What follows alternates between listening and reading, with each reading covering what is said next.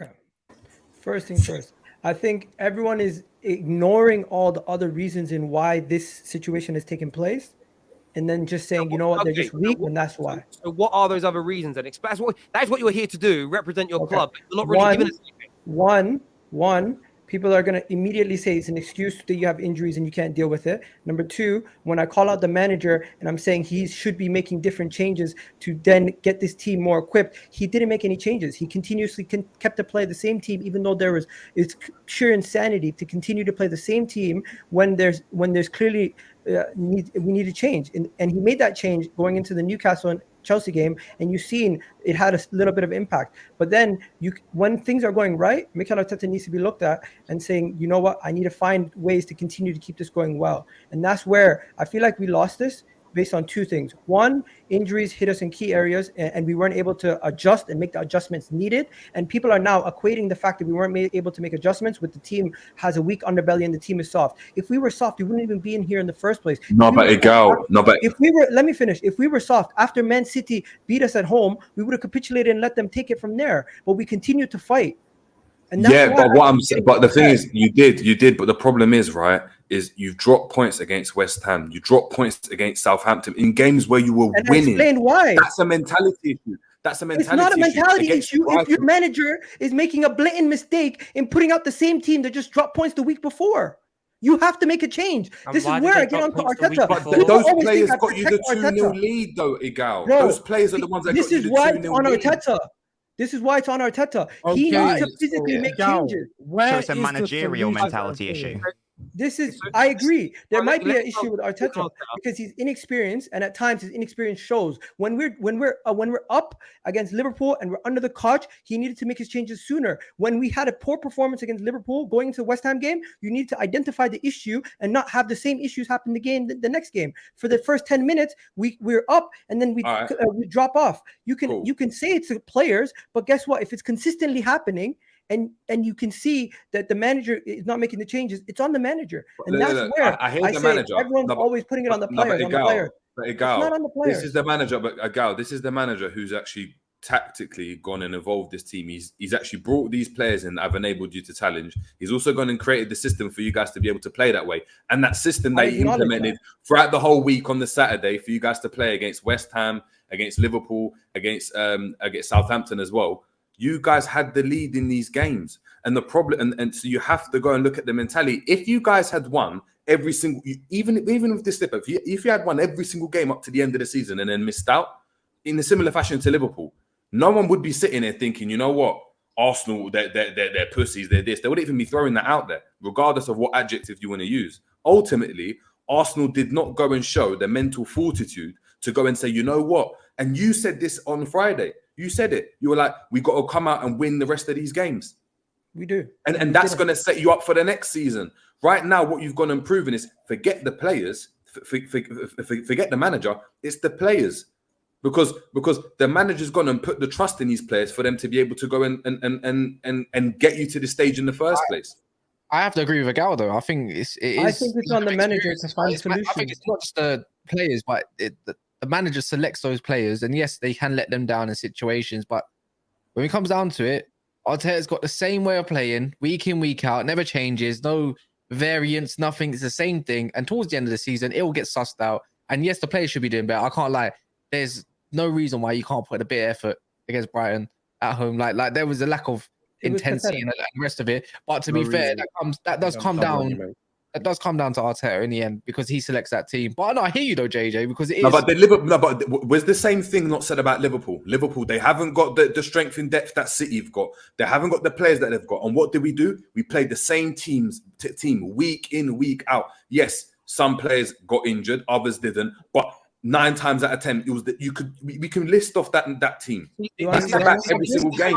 This is my issue with it, right? And Gary Neville got this spot on in a tweet he put out today. When you make predictions, and I said this much earlier on in the season, I don't make predictions based on if you get no injuries, I think we can win, because you have to factor injuries in. You have to factor in, like, you're more likely to get injuries than you are not. That's part of your prediction. It has to be. You don't leave it out.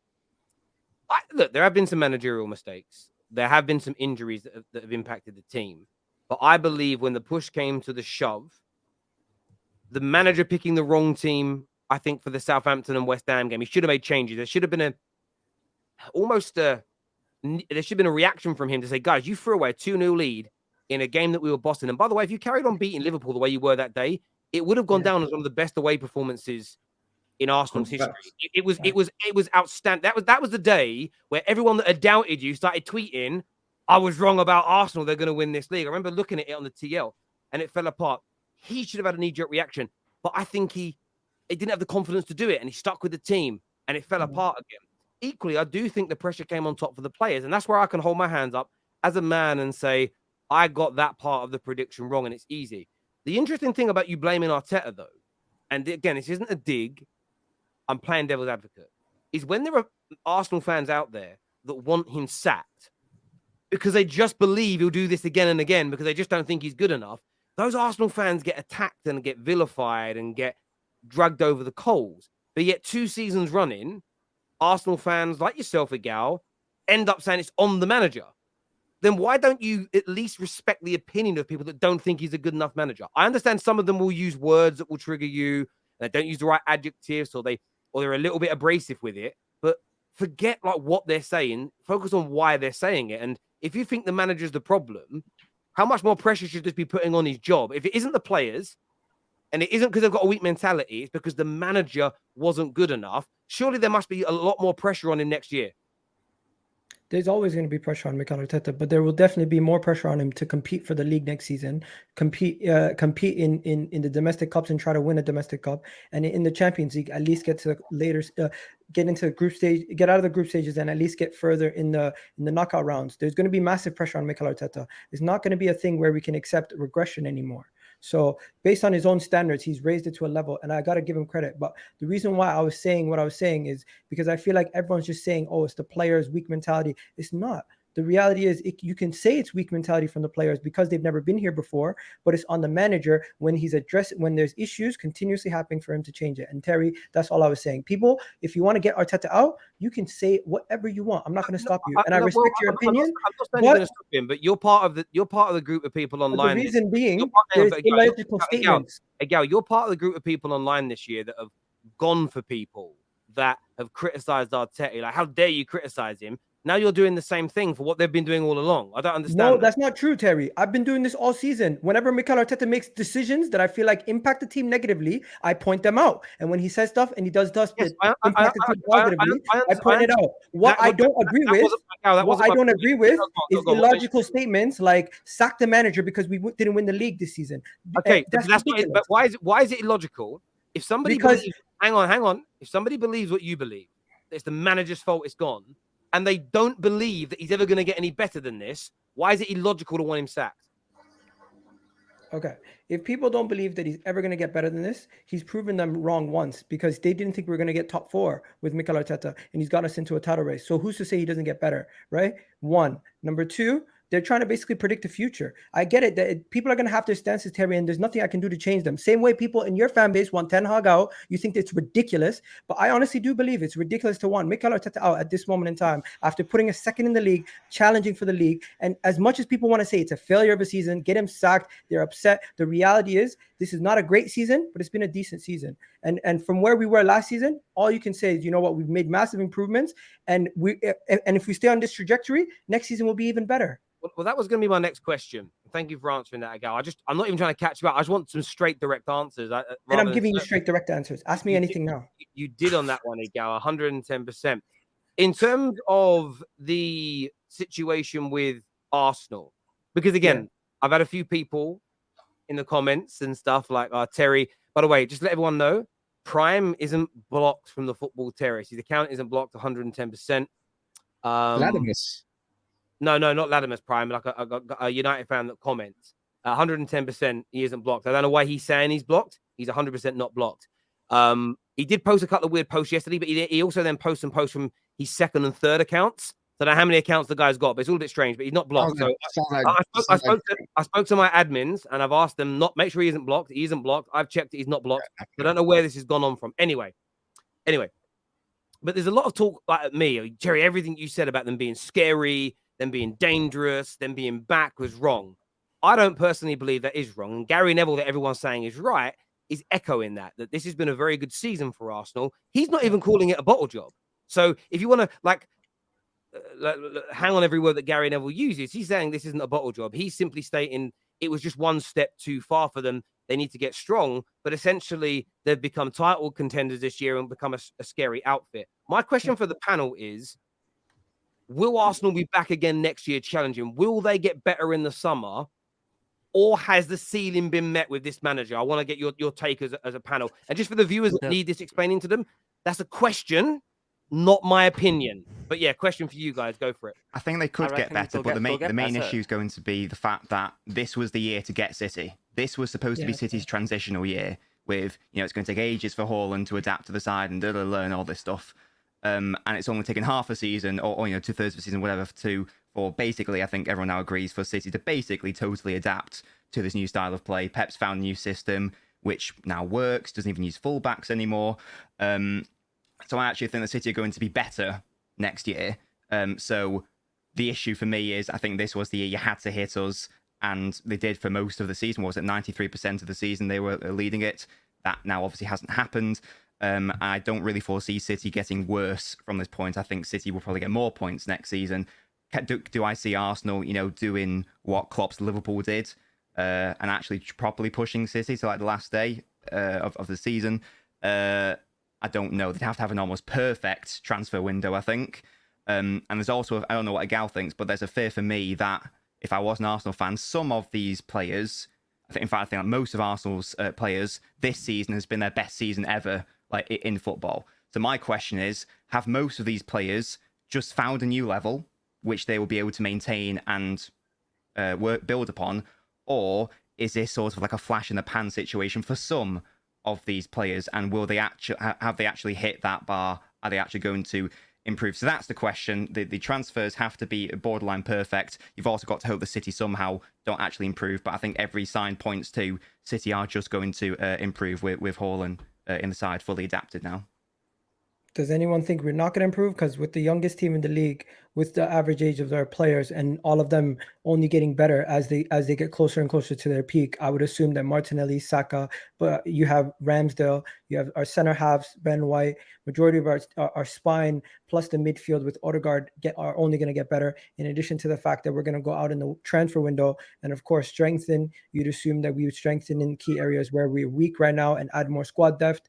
And with us playing in the Champions League next year, we'd be able to acquire that kind of talent that we would need, the top level talent. So I only think this team gets better. Now, where we're going to be in the league next season, I would expect us to be challenging once again, because I don't want us to drop off as an expectation. But guess what? With us playing in all 4 competitions next season, you could potentially see a drop off, and then you will say, then you'll be proven with an answer. But I don't think that's going to happen. I think we're going to stay at this level, and this is the new level that we need to maintain, and this is the new standard we need to maintain going forward. And with another season under Mikel Arteta, also, hopefully he will learn from his mistakes from this season, and the players will take this experience to push them on for the following season. Anyone who's calling this season a failure, it's only a failure if next season we capitulate and we drop off again and we don't go on to push on. I don't know. I'm in two minds. I think the competition is going to get way tougher for everybody, without a doubt. Without a shadow of a doubt. Now, I think someone said the word peak, and I'm thinking like, yeah, have you peaked? Don't see Thomas Partey getting any better than he did. Don't really see Ben White getting any better than he did. Ben White? Ben White.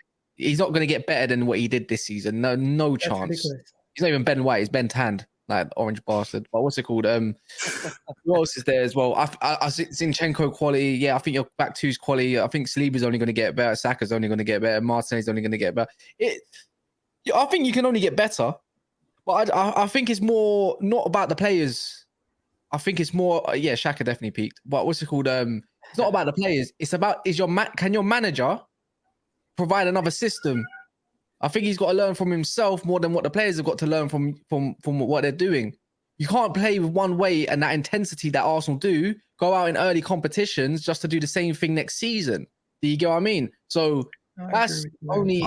I think with Arsenal, if they had won something this season, it would have gave that group of players confidence that, you know what, they have won something, they just missed out and they can go again.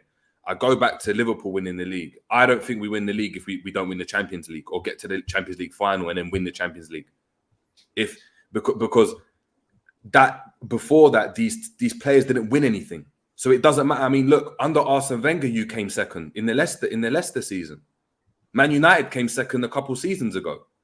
That we all said, is that gonna spur them on? That doesn't mean anything because you haven't won anything. And that squad hasn't got the feeling of winning yet. And I'm talking about something as small as a Carabao Cup. If that won something this season and got to that and went the distance with City, it would have been like, you know what? We've got the bottle to go and win something. And I think next season, you're starting again with the basis of, yeah, we just done really well, but we didn't win anything. And how do the players have the mentality to overcome that? I would have said so if you had won the rest of your remaining games. I would have been like, you know what? There's a mentality about Arsenal. That's when I go back to what I was saying. The mentality of the players in this situation, because they haven't won, means that they'll make excuses for themselves. The fans are allowing them for the fans are allowing for the players to say, you know what, Saliba was out, you know, that's why, and City were just too good. Like we haven't won anything, as opposed to saying, you know what, this was on us, and we've proven that we can win before. And because you haven't done that, you're always going to be in that nearly category. And I know I'm speaking as a Liverpool fan with the league. We saw how last season affected us, and we're talking about to the highest level of winning the quad. Yeah. And we had won the Carabao Cup and FA Cup, but it's not the same as winning the league. And I think that if you had won something this season like an FA Cup along with this run, I think, you know what, your team would have been ready. But right now, apart from winning games, what have you really benefited from mentally? I'm trying to look at. I don't see a huge amount of benefit. I think the players individually get better. Does that mean that the team as a collective get better? I'm not sure. Can I ask you a question? I agree with you on everything you're saying, but do you feel like this can be a learning curve and something they can take away from it? Like being in that challenge, being in that high intensive situations? Because let's be honest, a lot of these players have never been in this situation. This could be what teaches them and gets them to that level. Because how many players in your Liverpool side were ever in a title challenge before you challenged the first time? Exactly. No, we weren't. But the problem is that we got to the Champions League. When we finished fourth, we got to the Champions League final, lost out to Madrid, and then came back and won the Champions League final and finished second. So what I'm saying is that we still went and proved that, you know what, that team, obviously they missed out on the Champions League, but got into top four and said, you know what, we were so close to the Champions League, let's go again. So now, of course, we'll have to wait until next season. Like you said, of course, you can learn something, and there's a learning experience, there's a learning curve where you're like, you know what, that's where we probably messed up. But you've got to take away the kind of the argument or the excuse that Saliba was injured or City was so good. You've got to put it on yourself to go and level up, because otherwise it's always a reason why you didn't do something, as opposed to saying, you know what, we just weren't good enough. So that's the fans and the players and the manager have got to have that mentality to move forward. Otherwise, you're going to be in the same situation. Look at United. Look at Arsenal under Wenger when you were second to Leicester. You guys all probably thought, yeah, next season we might win the league because we came second. And look what happened. Look what happened with United. It's a sticky one, man. I think as well, there's parts that you've got to consider. Like, I think there's two main factors as to the doubt of what the Arsenal could. I think you'll stay at a similar level, if not only get better, because of the AG squad. But is the competition around you going to remain at this level to where it's only you and City at the top? Because I can only see United getting better if they make the right signings. I can only see us getting better from where we've been this year. I can only see Chelsea getting better because, honest to God, they can't get much worse. Like, let's ignore Tottenham because Tottenham just look dead and buried. But if the competition around you gets better, how's that going to deal with it? And the other thing as well is, yes, this was your first time on a title challenge. I understand that. But it's not your first time in a high-pressure situation. This squad has, for 3 years now, been epitomised by failure in the nicest possible way. You had 8th place, which simply wasn't up to Arsenal standards, and not making that Europa League final, you were expected to make that final. Yeah. The year after, top 4 was the expectation. You were there, and you threw it away right at the end. This time, You weren't expected to win the title, but that expectation grew as the season went on, and you were there 93% of the season, and you failed.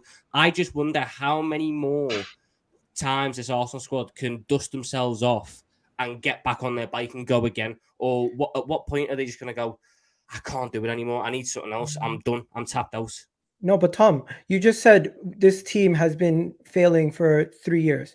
Don't you see the gradual improvements over those 3 years from 8th to 5th to 2nd? Like, what are we talking about here? You're making it seem like you're making it seem like but your failures have also gotten bigger. You're forgetting the journey that it takes to sometimes get to success, and also to compare this team to our team that finished 2nd against Leicester, which was on 71 points, to compare it to Manchester United's team that finished 2nd against Man City that was on 74 points. The reality is we've done a lot of damage on this season in the Premier League, and what that is, that's muscle memory and remembering how to perform consistently throughout a 38-game season. That can only push you on as a team. And these type of experiences that we have, yes, although we've performed bad in the business end of the season, we can learn from this and push on as we had last season, as we had the year before. And this is where I need to see these performances change next season. So you have to win something next year.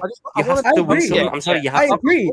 Guys, 1 second. I just want to make it adamantly clear. I agree with you. We have to win something next year. Yeah. But that doesn't take away from the point that there's been improvements. I just want to say, like,